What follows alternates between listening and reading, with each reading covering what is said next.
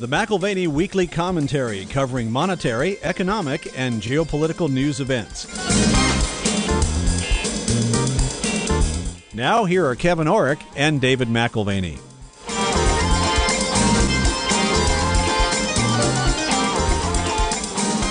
Welcome to the McAlvany Weekly Commentary. I'm Kevin Orrick along with David McAlvany, and we've got Don McAlvany in the studio with us today. Don, you're here. You've come back from all your travels.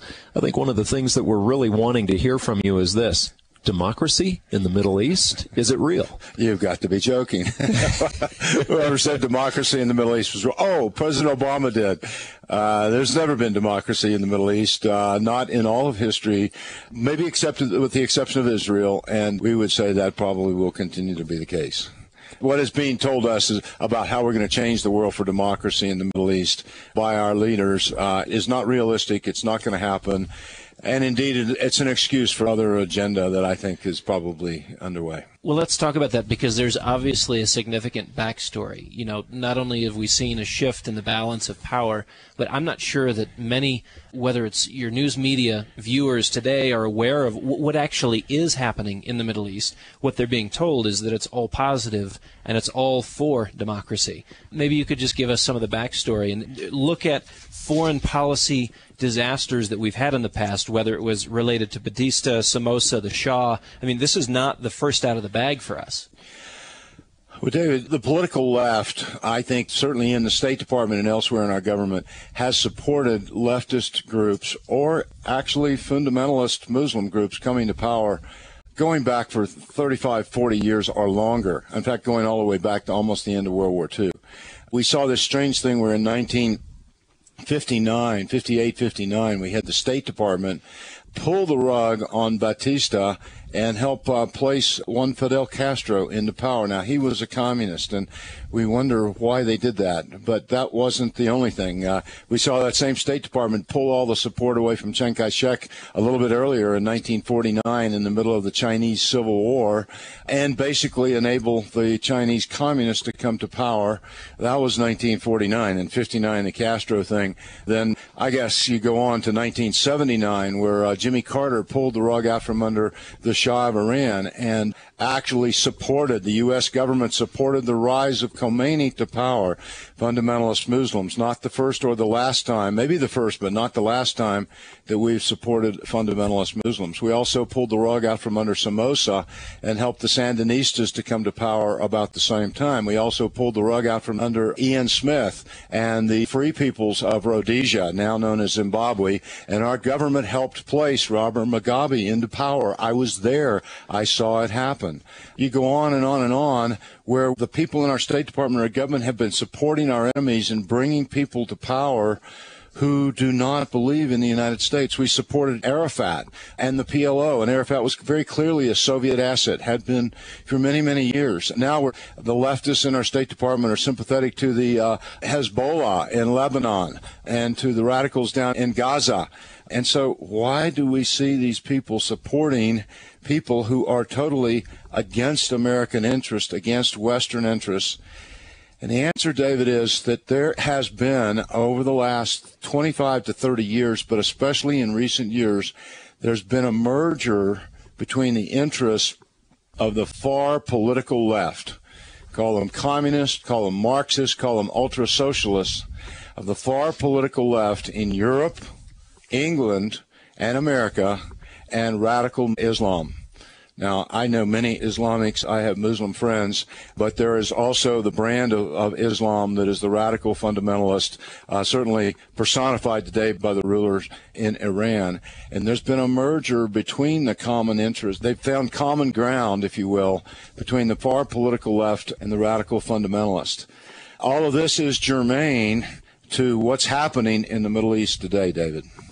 Well, Don, as I look at this, it seems like there is a calculus involved, but whether it's a political calculus or not, I would read it as simply bad math. I mean, it doesn't seem to be well put together. It doesn't seem to be well thought out. It seems at every opportunity we're doing the wrong thing at the wrong time. Maybe that's just from a particular vantage point. Is there actually an intended outcome here?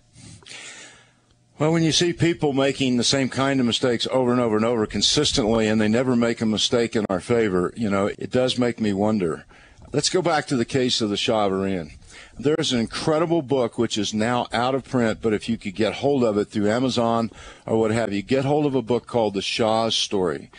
The Shah's Story was the autobiography of the Shah of Iran, written several years after he was overthrown by the Carter administration, and they helped place Khomeini into power.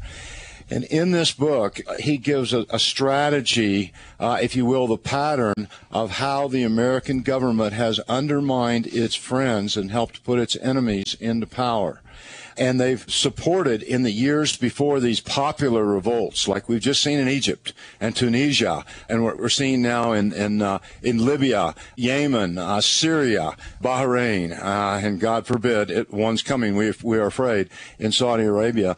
And in each instance, he points out in his book that the U.S. government steps in, and people in the State Department, sometimes the CIA, and they support these revolutionaries, these rebels, behind the scenes. And this is exactly what the Daily Telegraph reported about a month or so ago, that for 3 years, the U.S. government has been supporting the revolutionaries in Egypt to overthrow a person who was supposedly our ally. We gave him billions and billions of dollars of military aid, and yet, as the Daily Telegraph reported, we were supporting the revolutionaries. Well, if you look close at the revolutionaries in Egypt, you will find they're heavily backed by Iran, by the Muslim Brotherhood, and you can go the same thing in Libya. In Libya, the same thing. In fact, in each one of these popular revolts, where we are now siding with the rebels, we're finding that there is backing from Iran, fundamentalist Iran. This is why Saudi Arabia is so angry at the United States right now that they're going over and trying to cut all kinds of deals with China, because they realize the United States may betray them, just as we helped betray Mubarak, just as we betrayed the Shah of Iran and so forth. And so it's just really strange how we're supporting people who are totally against American interests, against the West. They will destroy us, destroy Israel if they can. And what is this? What's going on? There is a certain consistency in our foreign policy, and it's always against U.S. interests. Don, what would you make of Hillary Clinton's unprecedented move just a month and a half, 2 months ago, of bringing all of our U.S. ambassadors back to Washington for closed-door meetings? Well, clearly she and the powers that be saw the upheaval that we all see now in the Middle East. And so I'm sure that briefings about that coming upheaval were certainly part of it. There probably was more, but they knew a crisis was coming, and I think briefing all of their people was probably very much in order. What is a little confusing, though, is how our State Department, intelligence community, and so forth are supporting rebels. Even the mainline press says, we don't know anything about them. Are they good guys or are they bad guys? Well, there's strong evidence that they're bad guys, that the Muslim Brotherhood is behind a lot of these revolts, and Iran is behind a lot of these revolts. So there's a certain inconsistency. We warn our ambassadors the upheaval is coming, and yet we are supporting people who, when they come to power, certainly are not going to bring democracy. Now, let's just dispel the idea that democracy ever has or probably ever will exist in the Middle East, except in Israel. And I think that's very clearly a democracy. But in the rest of the Middle East, good grief, Charlie Brown, we're not supporting people who have ever believed in democracy. It's just not going to happen. So what's our purpose? Are we just supporting our oil interests? Is our bombing of Libya, and as we are sitting here today, there's some talk of U.S. troops actually going into Libya. Don't know if it'll happen or not. By the way, David, I don't understand something. Why did a president who now has us in 3 wars get a Nobel Peace Prize in the first month or two that he was in office? What don't I understand about that? Yeah, clearly the committee was misjudging his vast experience in world politics and international relations. David, let me answer that question for you. There is no good answer. Let me just say this. Think about this, folks who are listening out here to us today. What is the common denominator behind the countries where the governments are being overthrown and replaced? None of them were fundamentalist Muslim governments. None of them were actively and overtly opposing the U.S., with maybe the exception of Syria. Syria is having its upheaval today, and I guess you would not call them a close ally of the United States. Tunisia was not a threat to the United States. Libya was not a threat to the United States. You know, Libya is a bad guy. Gaddafi is a bad guy. We know that. He tried to kill you and I, David, 21 years ago when we were supposed to be on Pan Am 103. He and his people blew it up, and we, by an act of God, were not on that plane. Okay, so I have no love for Gaddafi, but let me tell you something. After he got bombed by Reagan and a few more times, he basically stopped being a bad guy and just kind of started minding his own business. He was not a threat to us. Mubarak was not a threat to us. He thought he was our ally. The president of Yemen, who is about to be overthrown and who we are now, we supported, and now we're withdrawing support, he was not a threat to us. Saddam Hussein was not a threat to us. There was all the fuss about the weapons of mass destruction that he had. Well, we knew he had weapons of mass destruction. Bush Sr. sold them to him from 1985 to 1990. That's how we knew they were there. But before the bombing ever started, Saddam had moved them out. They moved them to Syria in big Russian troop convoys with the Spetsnaz on that evacuation. Why did we attack Saddam? Well, when we attacked Saddam, you realized, David, that in Saddam's era that Christians could actually have programs on Easter on national television. I mean, but Saddam was again, like these other leaders, he was more of a secular Muslim. Sure. He was not a radical fundamentalist. And he had this crazy war for almost 10 years with Iran. And, there were over 1 million people died, and it was very, very sad.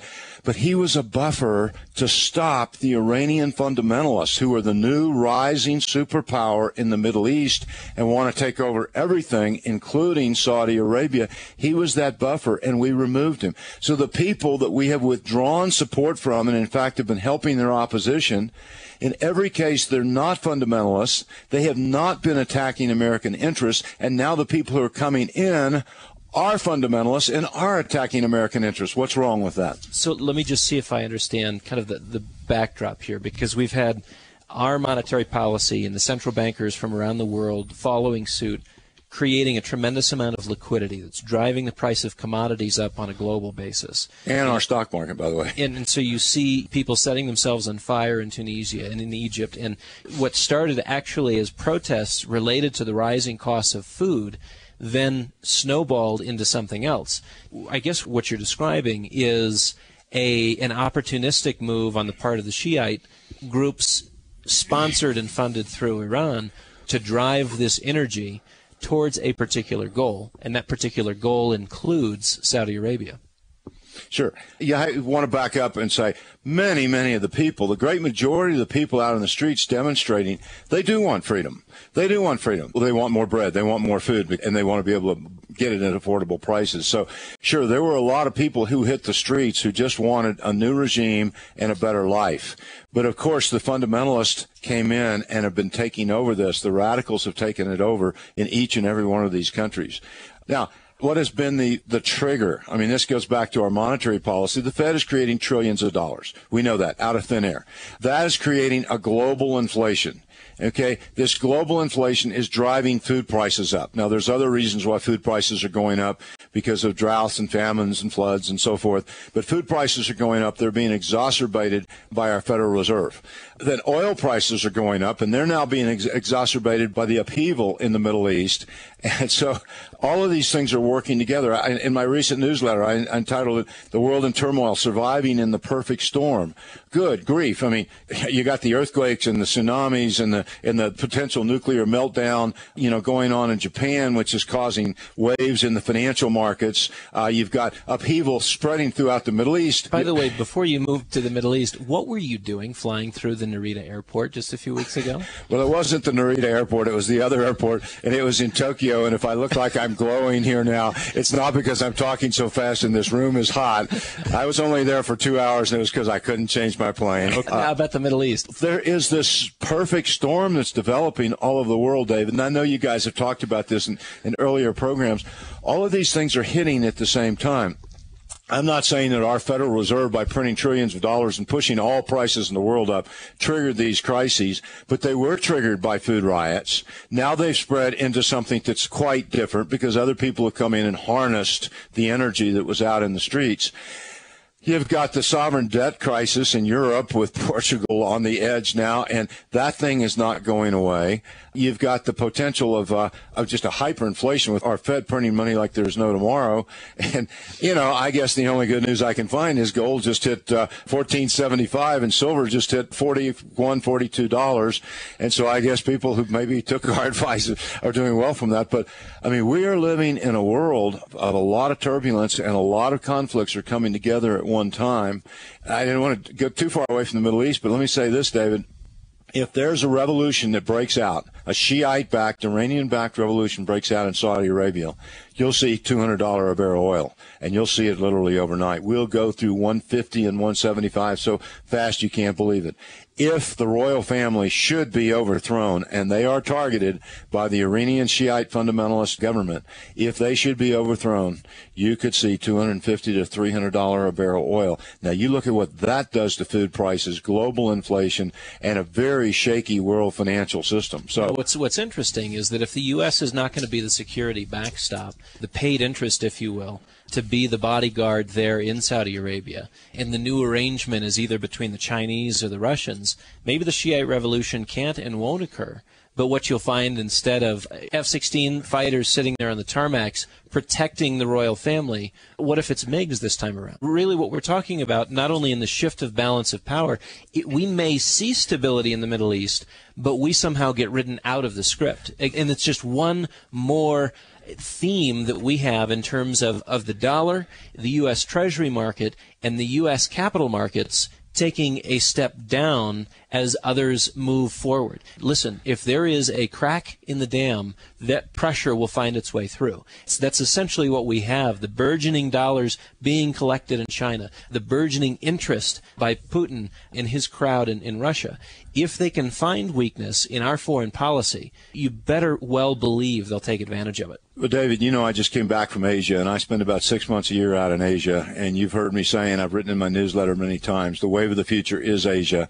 The baton of greatness, world leadership that we had throughout the last century and Britain had in the century before is now passing to Asia, and in particular to China and secondarily to India. Okay, the U.S., of course, since Bretton Woods in 1944, we were the dominant influential factor that called the shots in the world financial monetary system. Now we're losing that, and that baton is now passing to China.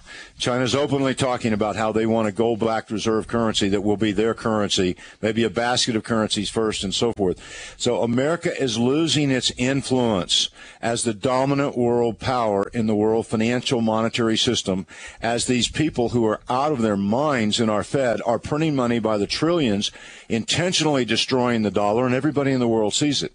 In the Middle East, we're also losing our influence because we've made such a mess of the Middle East, and we started it when we overthrew Saddam Hussein and just opened the floodgates for the fundamentalists to sweep across that part of the world.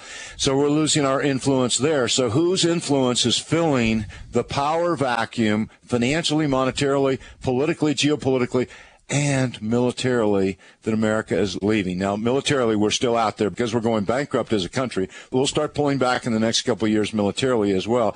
China is going to come in and they're going to fill the vacuum. China will be the dominant influence in the Middle East over the next 5 or 10 years, no longer the United States. Certainly not Europe. The Europeans, oh my gosh, where do they come off to this thing? We're going to overthrow Gaddafi and start bombing everything in sight. They're going to have their own problems with terrorism as a result of this. He does strike back. He does strike back, and I think you're going to see some upheaval across the Middle East as a result of this. But Europe has lost its influence. Europe, because of the political left that dictates its monetary, financial, economic, and now foreign policy and military policies, same thing in America.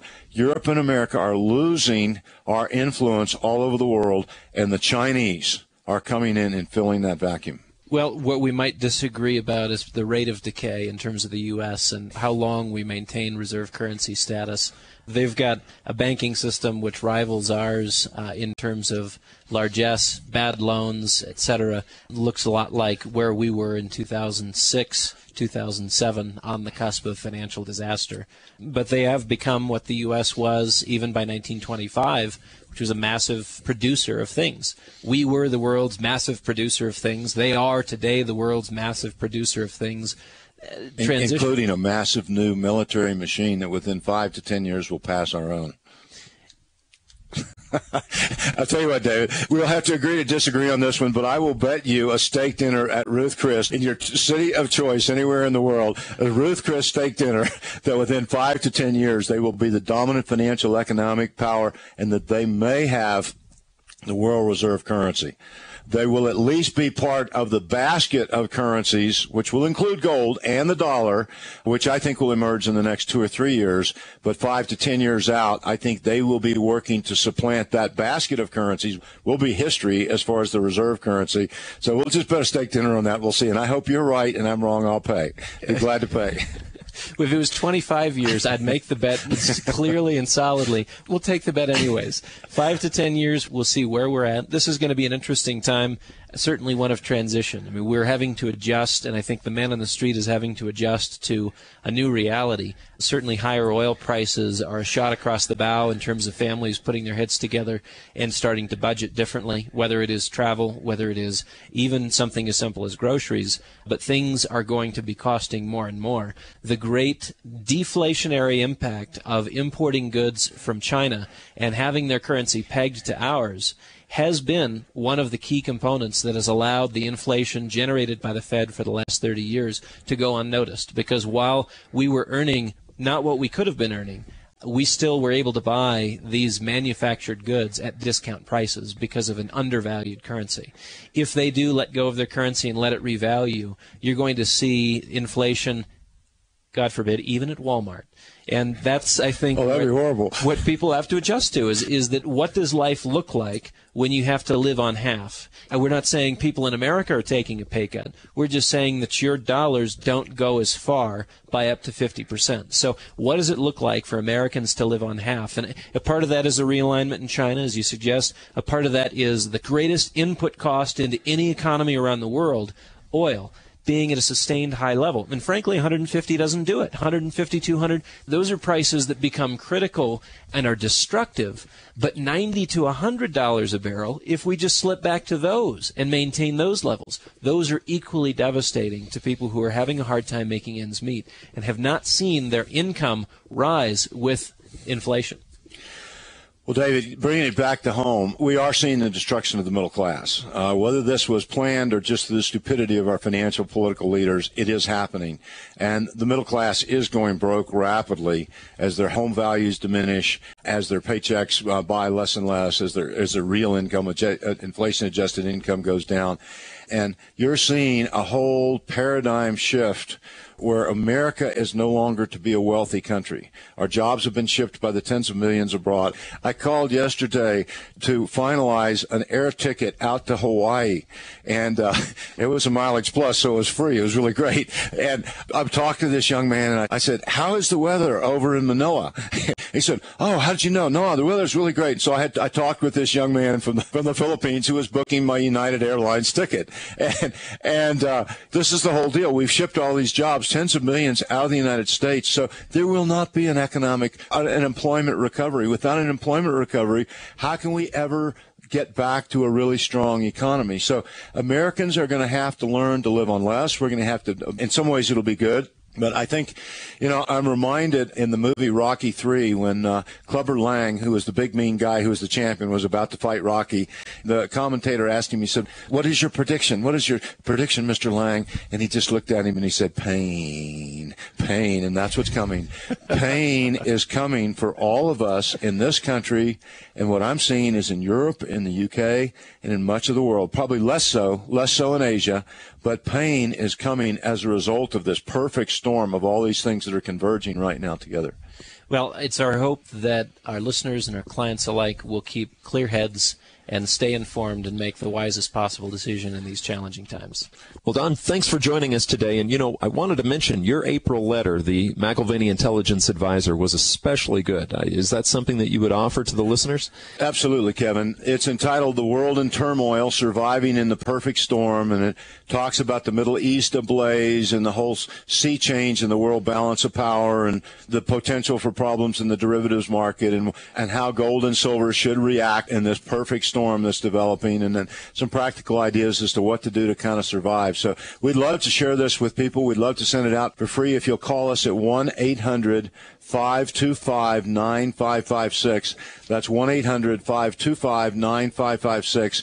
It's 16 pages. If you don't like to think and read, don't order the letter. But if the things we're talking about, and they talk about every week, are of concern to you, I would strongly encourage you to get this letter in particular, because I think it tries to tie together a lot of the things we've been talking about here today. Well, and it's at no cost to the listeners. We'll go ahead and send that out for free. We've got some here, so just give us a call. You've been listening to the McAlvany Weekly Commentary. I'm Kevin Orrick, along with David McAlvany, and our guest today, Don McAlvany.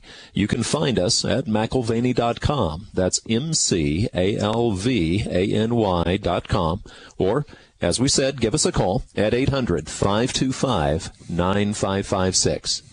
Just a reminder, you're listening to the McAlvany Weekly Commentary at McAlvany.com. McAlvany.com.